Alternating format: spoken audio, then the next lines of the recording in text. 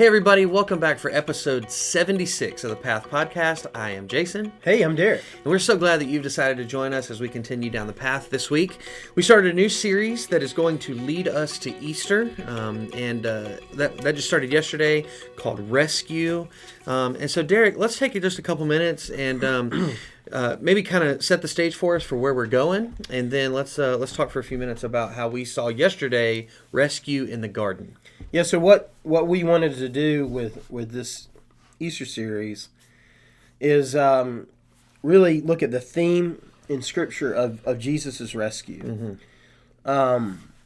This idea that the Bible is one unified story, written in amazing ways and about many, many different things, but ultimately tells one overarching story about King Jesus coming to rescue those who bear his image, and those he has redeemed. So we thought, hey, what if we could look at leading up to Easter, rescue throughout this timeline of the Bible, the story of the Bible, and really the timeline of human history. And so we started in Genesis yesterday. Mm-hmm. You'll preach this week about how the kingdom that is instituted by God through David and how we see rescue in that. And then we're going to look at rescue in the silence, and that's the intertestamental period from the last verses of Malachi to what happens in the Gospels. So I'm excited about that. I think it's cool to look at that and understand ultimately Easter, death, burial, resurrection of Jesus Christ in that framework of he accomplished the rescue that was set in motion from the very beginning. Right.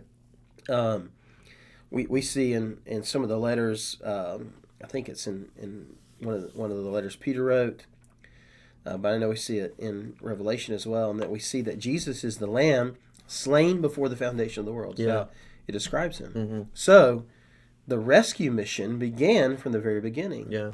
And so that's what we looked at yesterday, was just this idea of how is rescue woven into the fabric of even the beginning of humankind. And so, this theme of rescue, it's something that we all need to understand and realize that rescue is available.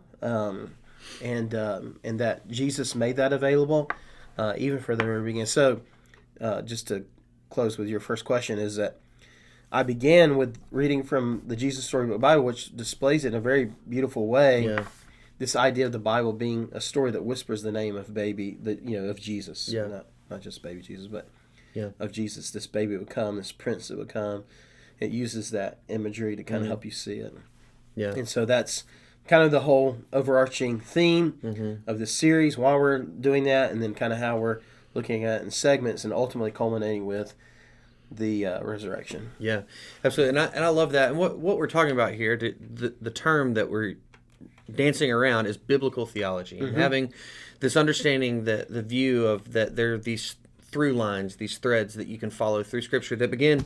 We started in Genesis chapter 1 yesterday. Yeah, it's the very beginning, and it follows through all the way to the gospel, and then ultimately to Revelation, as we'll touch on a little bit, but and move back into the book of Revelation after Easter. But I think it's so important for us to have that perspective, because I think it's easy to you take these stories as isolated incidents along the way, and you miss the whole narrative that's happening through Scripture, and I think it's important for us to grasp that. Yeah, absolutely.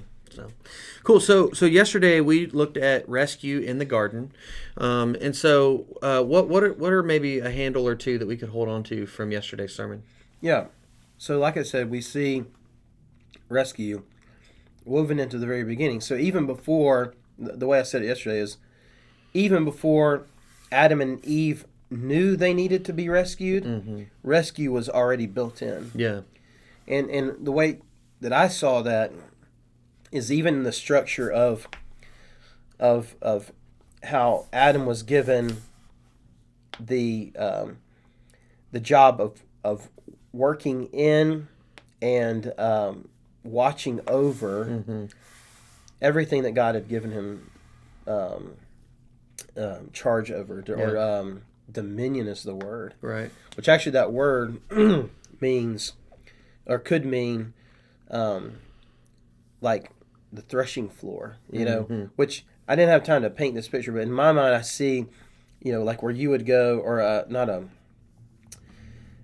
threshing floor, like a grape press, like a press. Yeah, an oil press or a wine press, yeah. Right, like, yeah, wine press. That's the word I was looking for. Yeah, so a wine press, and how they would like tread on these grapes to make wine, is that word dominion. It's kind of the root of it. So that idea of having charge over is kind of, I'm in my dominion. Yeah. And the thing that I saw in that imagery, I don't know, this is messy, but it's easier for a podcast than a message. Sure. But in my mind, I see this picture of, you know, the grapes and wine represents the blood of Christ later on, right? Yeah. So it's kind of like this idea of man is given dominion, not for man's sake, but on behalf of God. Man bears the image of God, is his representative in the world, mankind, men and women. But mankind is his representative in the world, and they have this dominion over all creation. Yeah. And it's this idea of, you know, this wine press and pressing down that, and the result is that blood-colored liquid, you know? So it's like, even that, in my mind, is like this image of the rescue that was to come by Jesus' blood, right? Foreshadowing, It's all there, kind of foreshadowed in this this thing. And so even before they knew they needed rescue, it's built into the very fabric of it. It's just, and it's just glimpses. It's not like, here's this big plan. It's just glimpses, right? Yeah. So then you get to Genesis 3:15, which is very clearly, and scholars call the first gospel, or the proto-evangelion, right? Yeah. This first moment where redemption is planned. Yeah. And brought to the forefront. Right. Yeah, yeah. And I say it's initiated because the plan was already there. Yeah. But it's initiated, right? It's like, all right, plan A, initiated. Yeah. Not plan B. Oh, whoops, they messed up. Plan B. No, it's, all right, here's what I knew would come. Plan A, initiated. There will be a chance for, and that verse just says that the offspring of the serpent, Satan, the enemy, will strike at your heel. Yeah. But the offspring of woman will crush his head. The offspring of woman is Jesus. Yeah. So you've got that, and then you've got the imagery in 20 through 24 that's found in the fact that God, the first blood that was shed at this moment after sin had been committed. The first covering was made, and an animal died. The first blood shed in the garden, right? Yeah.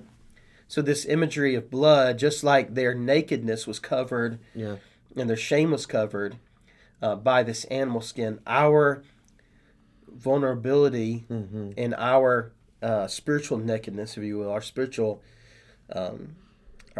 spiritual shame can be covered by Jesus' blood being spilled and offering that covering for us. So with all that, you see that that rescue is a part of this all along. Yeah. Right? The final thing that you see in that passage of 3:20 through 24 is you see that God says, hey, if they now, because they're like us, if they now eat of the tree of life, which that was permissible before they ate of the tree of knowledge of good and evil, if they eat of this tree of life, they will live forever. And so they are ushered out of the Garden of Eden, right? Yeah. Is there an element of punishment to that? Certainly. Absolutely. Yeah. But it's also an element of protection so that they would not be condemned in their sin forever. Right. So even that act of God saying, no, you can't eat of the tree of life now, and so we don't want you to even be tempted because we know how that worked out the first time. Right. Y'all can't even be here where the tree of life is. Yeah. And y'all going to have to scoot. We're going to put angels at the door, all that jazz, you know. Yeah. And then they're ushered out was not merely to punish them, though there was a consequence, and they were going to have to work the ground, it was going to be hard, there was going to be pain in childbirth, all those things that came as a result of that. But it was also protective. To say, I don't want you to die or to live forever in your condemnation, never receiving my rescue. I want you to eventually come to that place of rescue because of what I offer to you. Absolutely. I think one of the things that's so encouraging to me about that is that I don't know that when you read the first 3 chapters of Genesis that people normally think grace. But that's absolutely a picture of grace there in 20 through 24, where God is saying, yes, there are consequences to what you did. You chose wrongly. You disobeyed me. There are consequences to that. That's why you're being sent out of the garden, first and foremost. But also, I love you enough to not let you stay like this forever. And I think that's the beautiful picture of God's rescue that we get all throughout Scripture, because we'll see that again and again over the next couple of weeks, of God saying, yes, you've disobeyed, and there are consequences for that. But I love you enough to not annihilate you, first off, but I also love you enough to show you grace and say, here's the way out of this for you. And I think that's beautiful, and it's something that sadly I think gets overlooked sometimes. In this story particularly, that we look at, Adam and Eve, they did wrong, and God punishes them and sends them out. Which is true. That's part of it, but that's not the whole story. There's also this other aspect of God's protection and grace that we get to see that really should serve, number one, to encourage us, but number two, to urge us on to pursue after Him all the more, I think. Because I think it's so important for us to see that. So I think the human condition, because of our sin, either works itself out in, to use some old school church words, licentiousness. Basically, I can do whatever I want to. Right. Or legalism.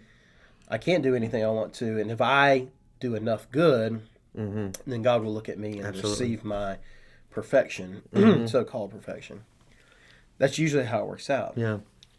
There is something in a lot of our bones that says we want justice, we want rules, we want to condemn sin, and God condemns sin. So that it's already happened. Well, sure, it already has happened. But it's also important that we acknowledge that and understand that and live in that, right? But let's not be obsessed with it. Absolutely. Right? Well, and also, that's not ours. Vengeance belongs to the Lord. Oh, absolutely. Vengeance doesn't belong to you and me, and so that's something we definitely have to remember. Sure, and that's what I mean by, like, let's don't be like, so, let's be the police and decide who all gets, smited today by God. Right. I imagine God's like, hey, guys, that's not your job, it's my job. Let me do this. I'll Let me smite. do this. And so we're so quick to run to that oftentimes that we forget there's grace. And we also forget that God gave us grace. And we wouldn't want God to treat us like we almost expect sometimes people to be treated. And I'm not saying that nothing's wrong with the way they live. I'm not saying that we should just forgive and forget. I'm not saying that. But shouldn't we be the conduit?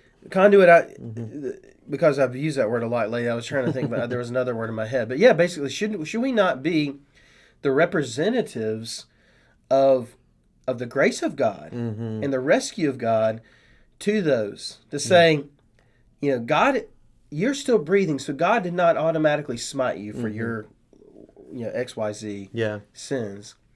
And so my encouragement is to you that why don't you run to God because He's willing to give you rescue, rather than either pushing people away or running ourselves further away from God. Absolutely. Why don't we just turn around and say, God, I know I don't belong here.